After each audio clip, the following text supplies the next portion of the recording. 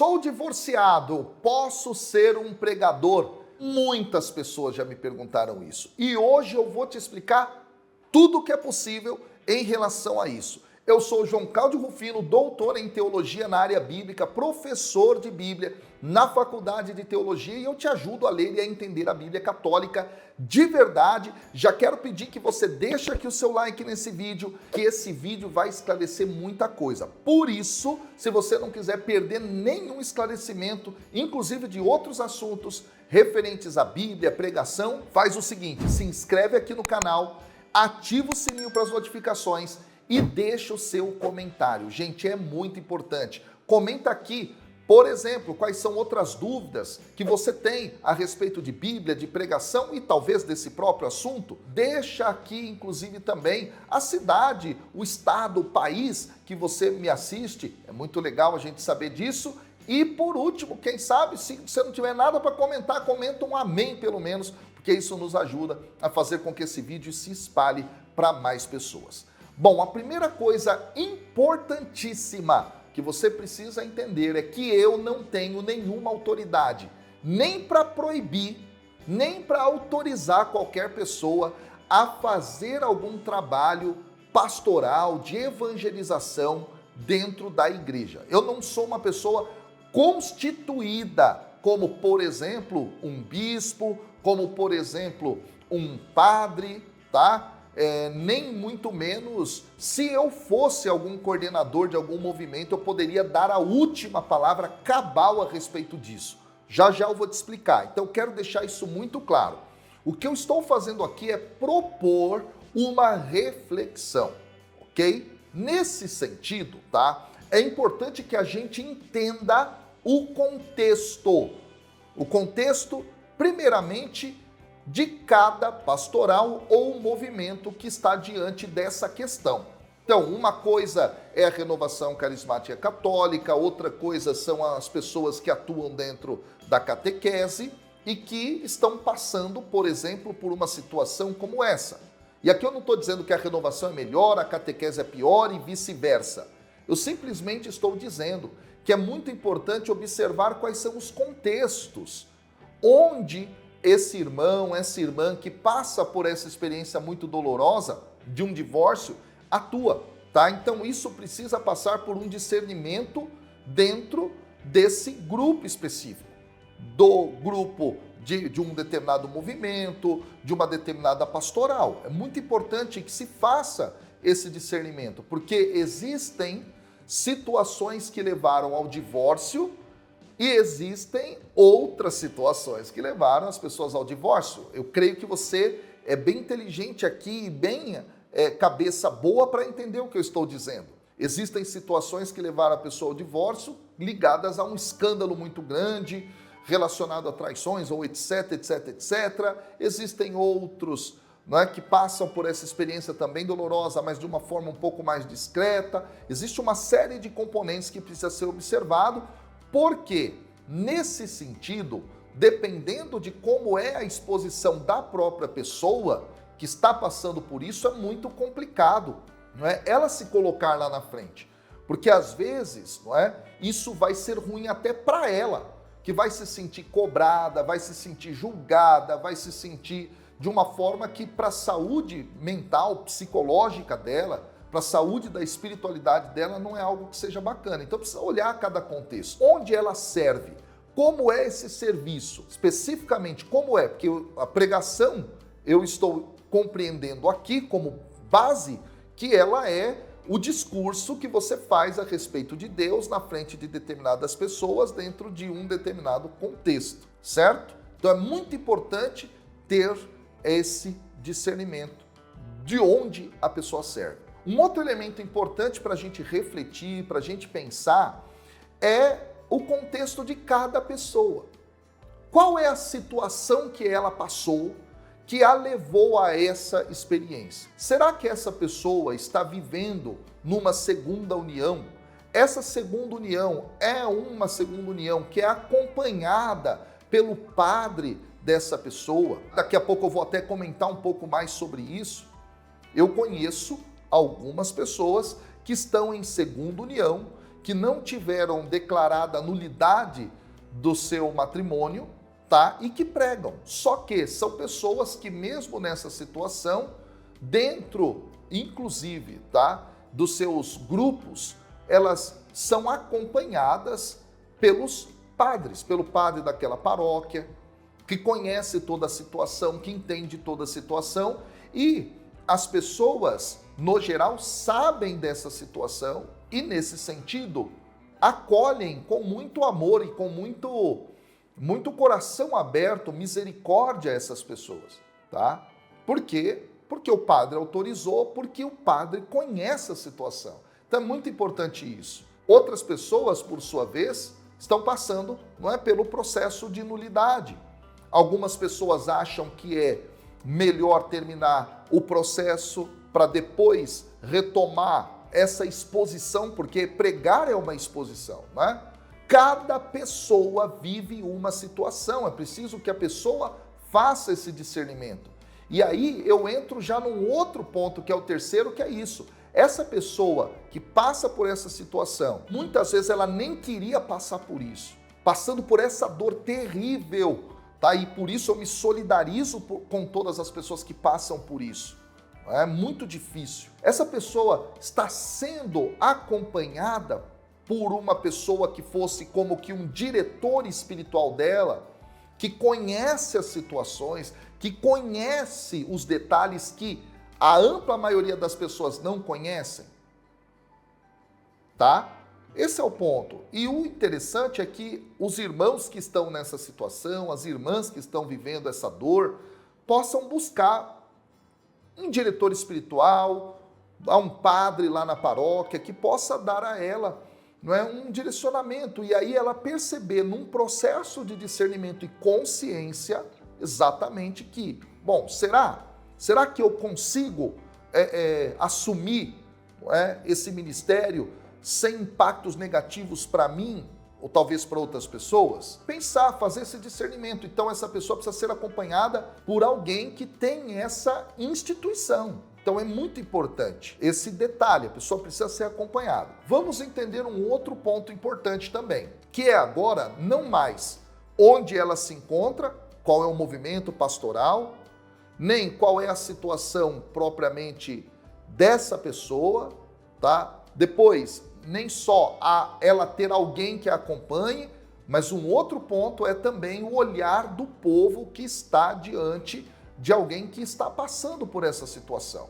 E aí a pergunta que eu faço é, será que o povo é suficientemente maduro para entender o que está acontecendo? Porque existe esse detalhe também. Quer dizer, tem gente muito fraca na fé. Tem gente também que não é fraca na fé, mas é também fraca na misericórdia, no amor, no acolhimento. Porque uma coisa a gente precisa entender: quem vai fazer o processo da evangelização, da pregação, mais especificamente, abertamente, para um grupo de pessoas, não é? Tem que também entender isso. Será que as pessoas para as quais ele prega, ela prega, estão suficientemente com a fé organizada para poder receber isso? Infelizmente, a gente sabe que algumas pessoas não têm a fé suficientemente enraizada para receber isso. E aí lembre-se, a questão do divórcio tem a ver depois com seus desdobramentos, a segunda união, porque tem alguém, por exemplo, divorciou, mas continua vivendo, não é, na castidade, digamos. É uma situação diferente, essa não teria um impedimento mais contundente aí, tá? Então precisa observar, como é que o povo vai lidar com isso? E aí é preciso que a gente estude alguns princípios das Sagradas Escrituras para fazer esse discernimento. O apóstolo Paulo, tá? Lá em Romanos, no capítulo 14, nos versículos 13 a 17, ele escreve algo a respeito do problema de que na comunidade cristã de Roma tinham pessoas que não tinham maturidade e se escandalizavam. E aí ele escreve assim: não julguemos mais uns aos outros, pelo contrário, tomai o propósito de não pôr destropeço ou escândalo ao vosso irmão. Opa, o que ele está dizendo aqui? Olha que coisa importante, tá, pessoal? Primeiro, não é para a gente viver julgando uns aos outros.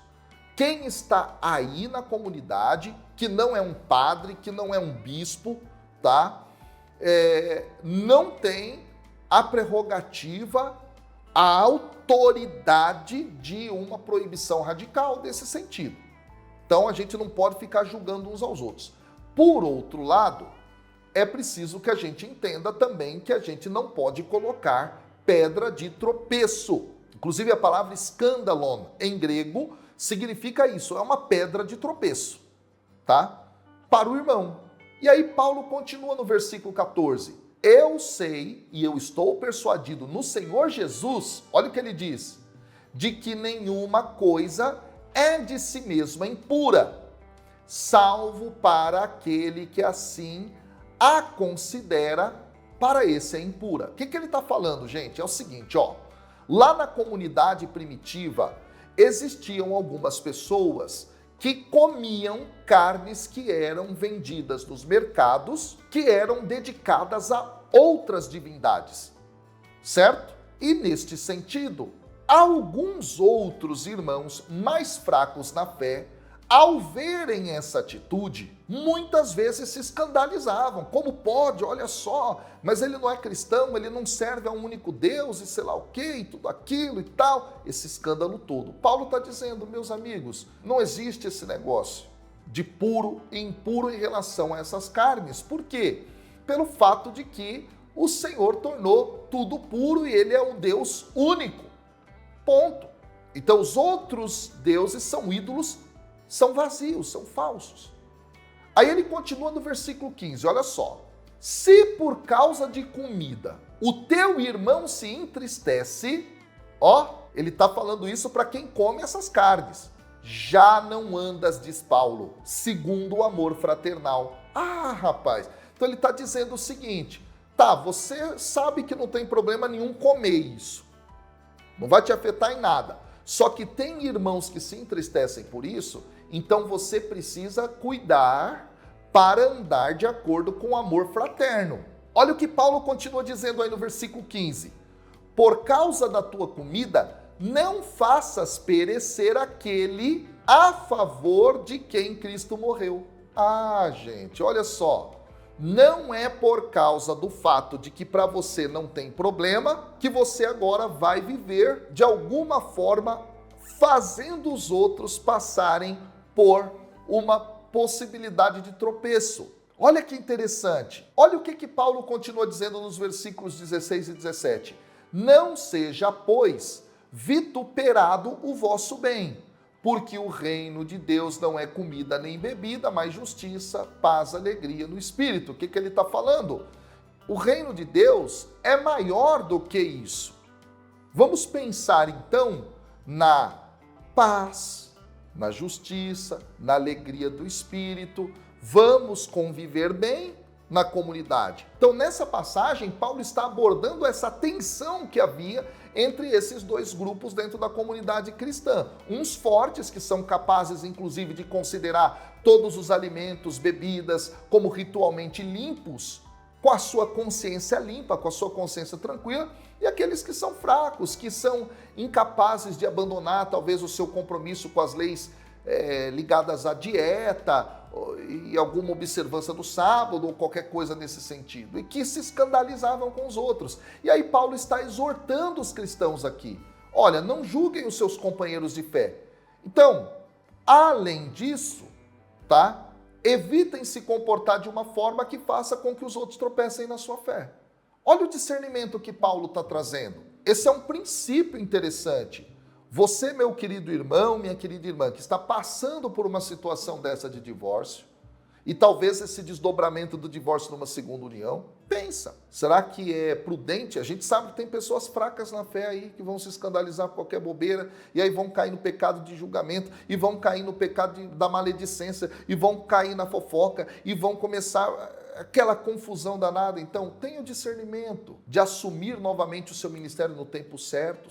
Se o tempo certo for agora, de acordo com o seu padre, de acordo com quem te acompanha, tá ótimo. Mas o que eu quero pôr é, pense neste princípio que Paulo está trabalhando. Porque, inclusive, esse princípio Paulo já tinha trabalhado numa carta anterior à carta aos Romanos, que é a carta aos coríntios. Então, esse mesmo princípio lá em 1 Coríntios 8,13, Paulo vai trazer. No texto de Coríntios 8,13 diz assim, abre aspas, e por isso, se a comida serve de escândalo ao meu irmão, nunca mais comerei carne para que não venha a escandalizá-lo. Olha aí, princípio posto.